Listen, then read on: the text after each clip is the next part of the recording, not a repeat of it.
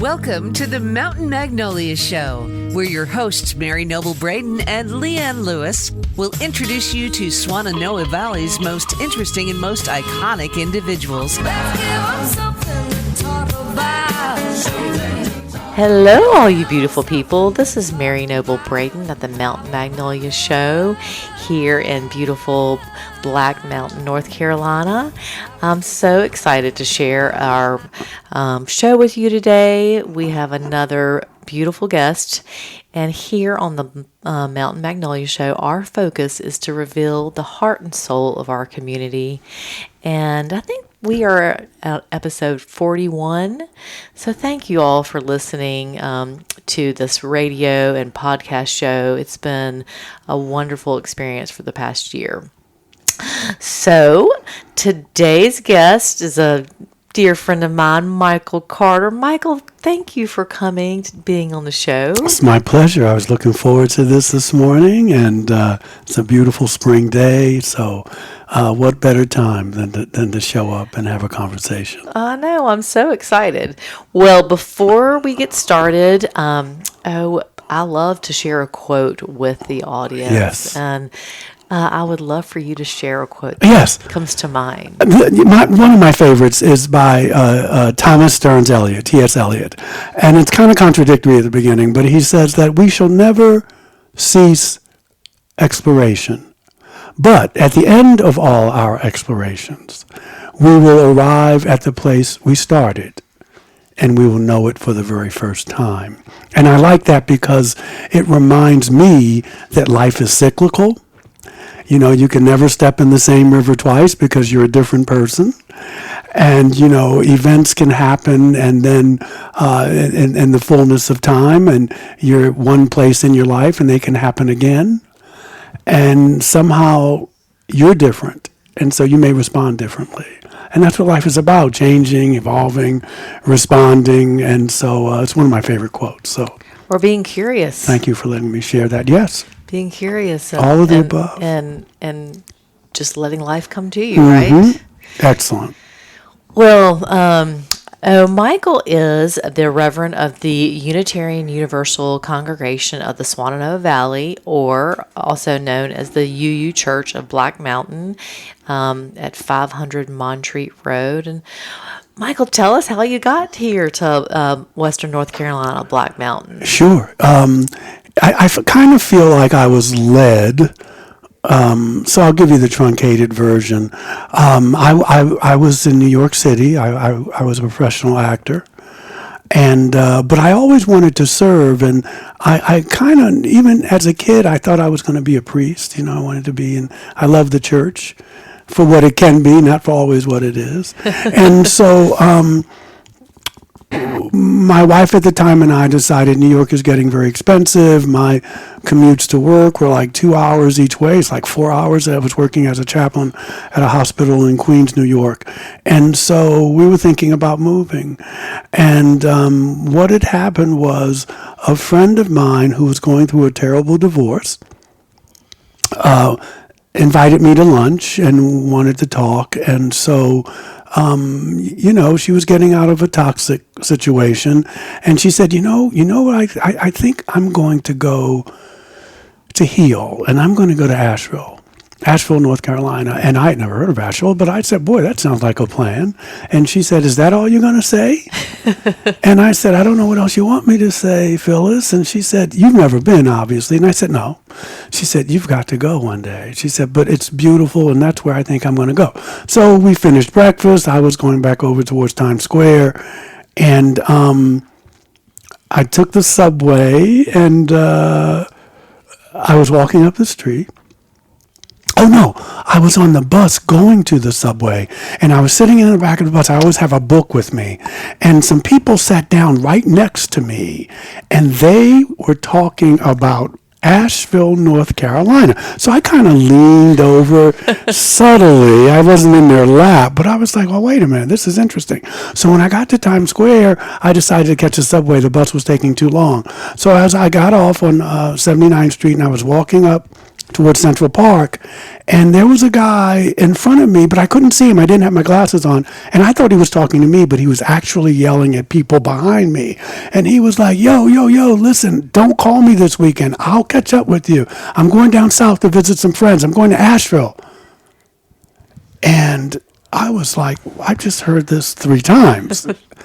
And so I went to speak to my wife, and she's from the South. She's from Georgia. And she's my ex now. We have a wonderful child together. And I said, have you ever heard of Asheville, North Carolina? And she said, of course. Haven't you? I said, I just heard it 3 times. And, maybe like in an hour. And so she said, it's wonderful. It's a place we should look at. And so we came here, and I brought my resumes and stuff, and I went to Mission, and I went to a couple other places to work as a chaplain. And Mission got back to me, and they said, we can't give you a full-time job right now, but we could give you part-time. And I said, I live in New York City. Part-time's not going to cut it. I need a job. So they said, would you be interested if we could? And I said, yeah. And a couple months later, I was in Albuquerque at a chaplain's conference. She called me, and she said, listen, they just called you. They want you to come down. She said, I don't care what they say. You say yes. And they flew us down here. We stayed at Days Inn or something on Tunnel Road.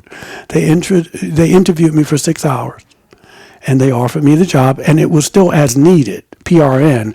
And I said, I don't know. And he said, Michael, I promise you, in 2 or 3 months, you will be full time. I'm going to give you all the shifts you need, but in less than 2 months, I was a full time chaplain. So it was almost like we were supposed to be here. It just happened, which is great. Yeah. Well, and then, so what year was that? Oh Lord, it was 16 years ago. Okay. And how did you land? Like 2004, 2005. At the Unitarian. Well, church? I was. I didn't have a greatest experience with my last, serving a church. I served a church in Brooklyn, and the minister and I were kind of at odds, and it was just weird. It was just a weird thing. I think he was in competition or something. And anyway, to make a long story short, we moved here, and I said, I'm going to leave UU churches alone for a while. But my wife at the time, she joined the Hendersonville UU. And, she told them, I'm married, here's my daughter, and blah, blah, blah. But she said, you got to come to church with me one Sunday. They may not even believe me. I keep saying I have a husband, but you don't show up. And I said, oh, Lord. So I did go, and slowly but surely, they kind of pulled me back in. Would you do the prayer for this? Would you do this? And I said, yeah.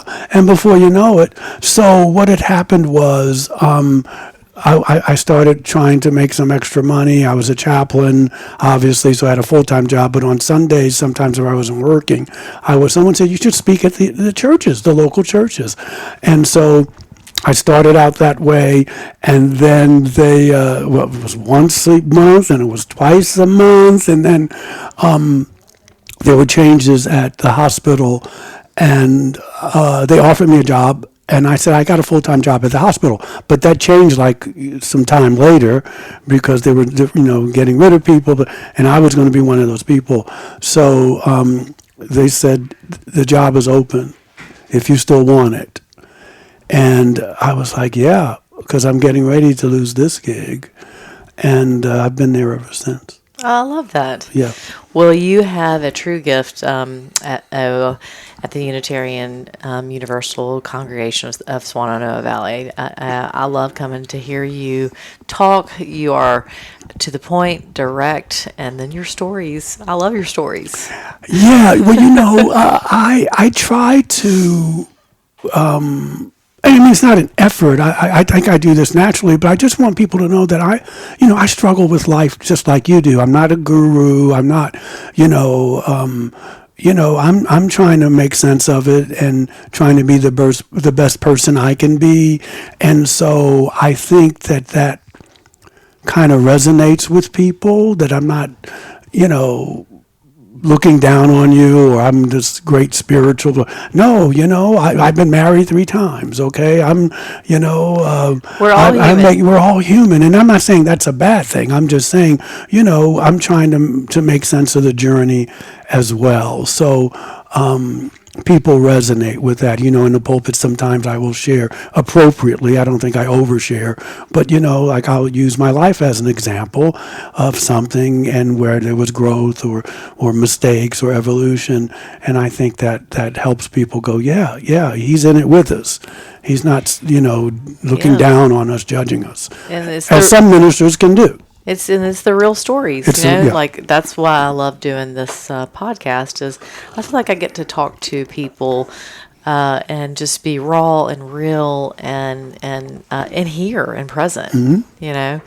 So, well, let's talk a little bit more about the UU. So. The services are every Sunday at 11 a.m. We get you out of there in an hour and 15 minutes. As you know, we have our potluck. Once a month. Once a month, the fourth Sunday of every month. And just for people who don't know what Unitarian Universalism is part of the Protestant Reformation. We are a very liberal, progressive denomination. And Unitarianism believes in using the words of the time, one God, that God is one. We're not Trinitarians. And Universalists believe that God is love. And so in the language of the day, that everyone is saved. Everyone. Pol Pot, Hitler, because we feel that love doesn't judge. Your actions will be your own punishment. I was raised Baptist, and as you know, many people at the church they were Catholic or Jewish, and they keep part of that, but we have a very eclectic bunch. We do celebrate holidays, we celebrate Easter and Christmas, and, those are pretty packed days for us. We just have a very eclectic membership. So on Sunday, you could be sitting next to someone from the Jewish faith or a Buddhist or what have you, and we have 8 principles that keep us together, that we all agree on. That there's inherent worth and dignity, that we all come from one source, that you can call it what you want, those kinds of things. We believe in the democratic process, that kind of stuff. And it's not dogmatic. Most people there are highly educated. A lot of people are former hippies. Some still got a little hippie in them. And we get together and we use the Bible sometimes. If I see something in the New York Times that's relevant, I can use that as a topic. So we're open. Yeah, we're open. It's a lovely place. Listeners, I encourage you guys to come visit. My husband went for a while, and I have really enjoyed going. Numerous times. Yeah, we've enjoyed having you. Yeah, it's great. Well, I've had a lot of folks on the show the last 6 months after Helene, and I've had a lot of, it feels like healing, even though this has been a really hard time between the hurricane and then a place where it does feel like our country is divided. And I'd like to dive in because we are kind of on that trail to really talk about what it is that we could help our community in Black Mountain, like stories of how you think we should come together to heal. Does that make sense? Yeah. I think everybody is going to be drawn in their way to what they need to do. I mean, there's nothing sexy about it. I'm not going to say anything that doesn't already, that people don't already know. We just have to kind of deal with difference and not be afraid of that. Diversity doesn't mean divisive. People think different. People feel differently, and we just have to realize that we don't have to be afraid of each other, and we don't have to always agree with each other. So there's no magic. I mean, if it was, I'd split the Nobel Prize money with you. No, and that, at least that's the way that I look at it. And so there's nothing magical. It's just the hard work of what are we going to do as human beings to come together. We have a lot of challenges that some of them, if we don't address, could be extinction level kind of challenges. And so do we put aside our egos and our fears to come together, or we don't? It's really that simple, and hopefully we will make the right decisions. And what that looks like for each person will be different. Maybe someone will write a check to their favorite charity. Maybe someone will volunteer. The Spirit will lead people what they need to do. What may be good for you may not be good for me. Yeah. And I say that not to be antagonistic, but we just have to let people have their space and make the decisions and choices that they need to make. As long as they're not abusive or hurting at someone else.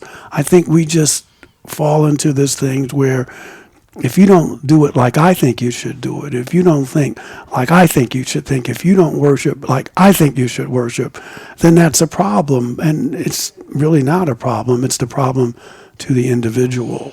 Well, and I've heard so many healers, and even in the last month that I have interviewed, we're being put in when we're on Facebook, we're looking at the things that we like, that are similar to ourselves, and so our country or our world puts us in similar situations that we like.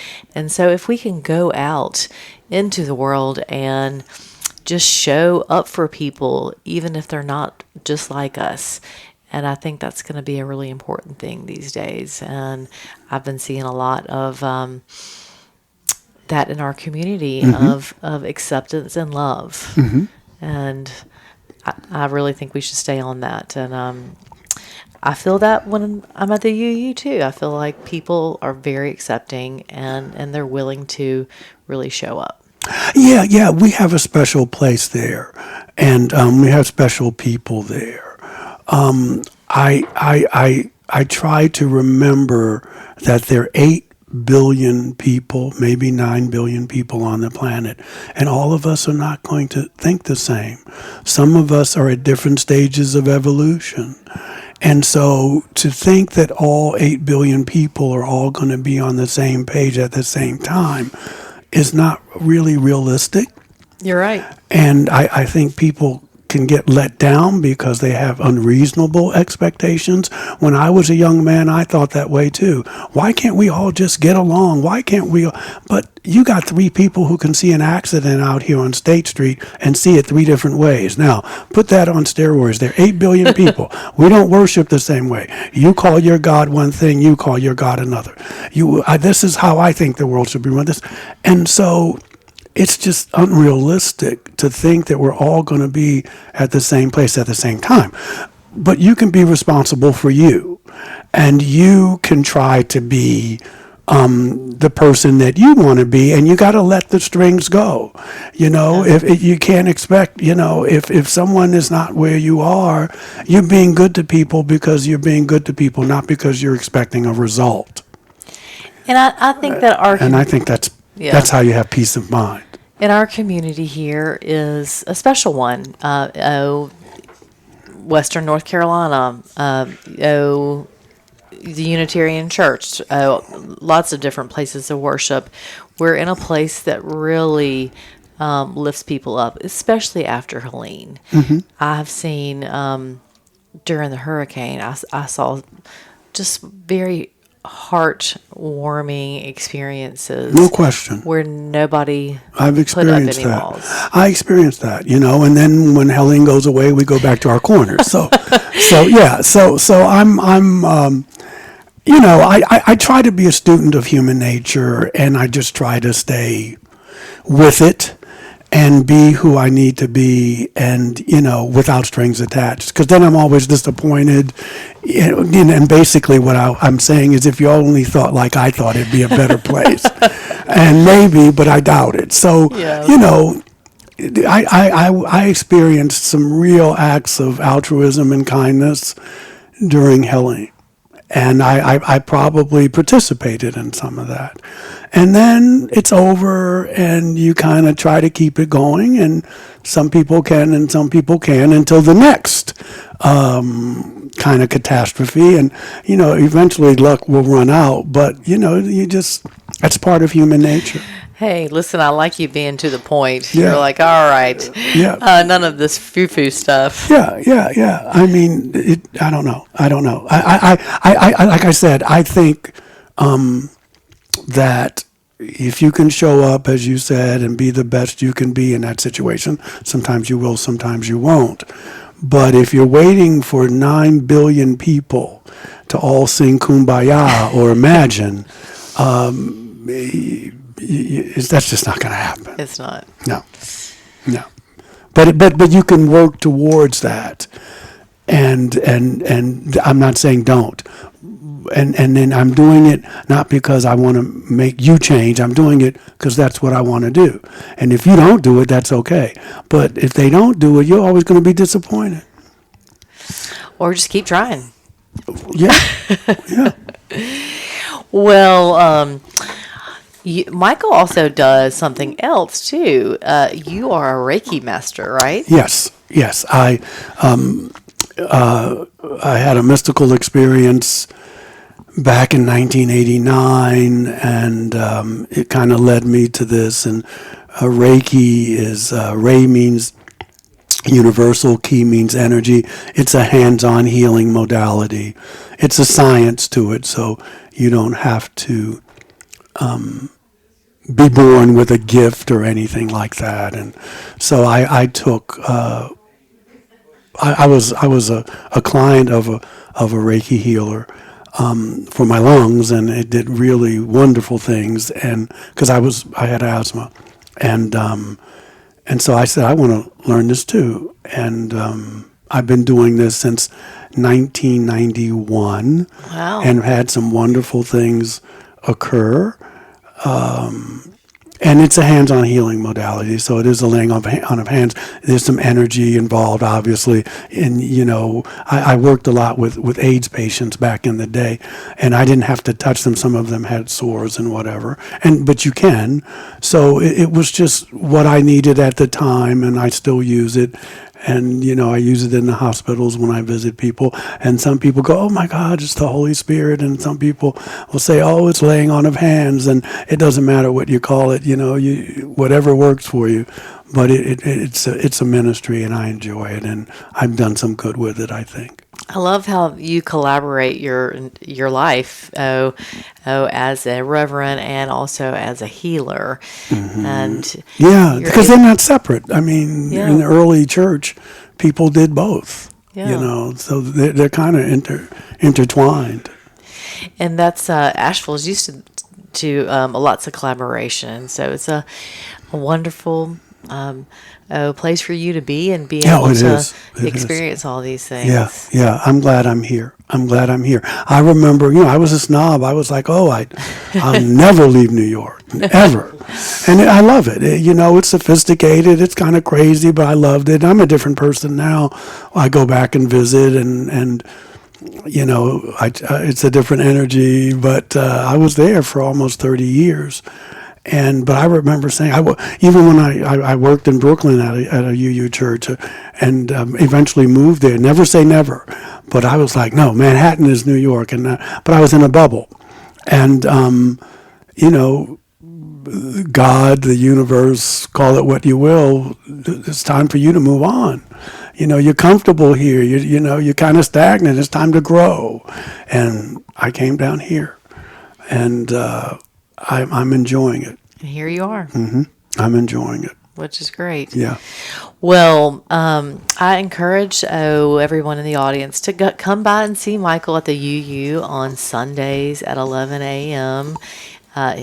He has got some wonderful things to share, and I've really enjoyed getting to know you and getting to hear all your stories. And I know it's just beginning.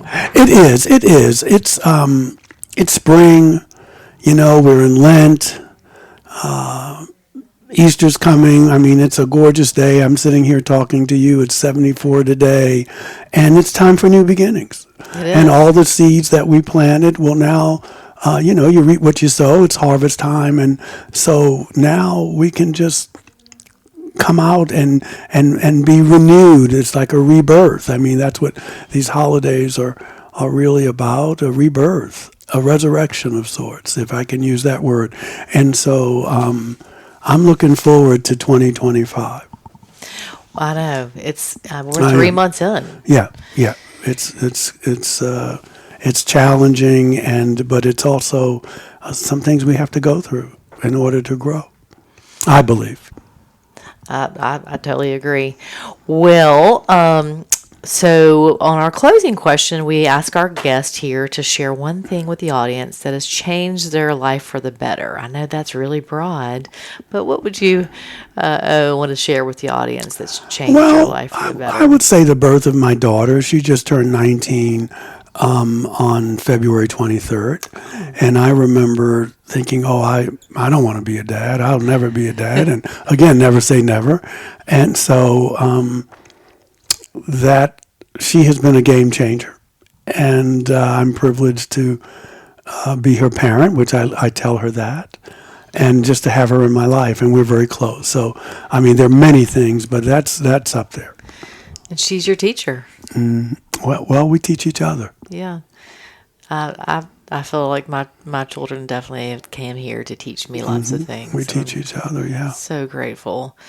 Well, this has been amazing. Is there anything else you want to share with the audience before we close? I know you said that you want me to leave a word or something or a phrase. I would just tell people that we're going to go through some ups and downs. And probably for the next couple of years, we're in that season. And I would just say, just be not afraid. Don't be afraid. And don't let people take away your joy. Don't, try to respond to things and not react. But you got two choices every day. And some days you do it and some days you don't. But you get to choose between love and fear. And so I would say, turn the TV off if you need to, turn off do whatever you need to do to nourish yourself, but be not afraid. This is the season, and we have to go through. I don't care what side of the aisle you're on. There's going to be some turbulence, and you need to just buckle up and keep your eye on the prize, whatever that is for you. And live your life. Live your life. Don't let the things you want make you forget the things you have. It's true. That some people say the opposite of love is fear. Mm-hmm. So let's get out there and love ourselves and our people in our community. Well, thank you so much, Michael. And I just want to thank all of our guests for listening to the Mountain Magnolia Show, where we reveal the heart and soul, and you are the heart and soul of our community and a collaboration. Thank you. If you want to find us on Facebook, just search Mountain Magnolia Radio Show. And a big shout out to 96.1 or 103.9 Bigfoot. Thank you, Cameron, for being here and making this happen. And the show airs on Wednesdays at 7 p.m. and again on Saturday at 10 a.m. and on Spotify and Apple as well. So look for the show notes here on Wednesday. And everyone go out into this beautiful world and have a good day. And Michael, thank you. Thank you for having me. It's my pleasure. All right. See you soon. Bye-bye. Thank you for joining us for Mountain Magnolias with your hosts, Mary Noble Braden and Leanne Lewis. Join us next time for more interesting stories from the Swannanoa's most interesting people as we give you something to talk about.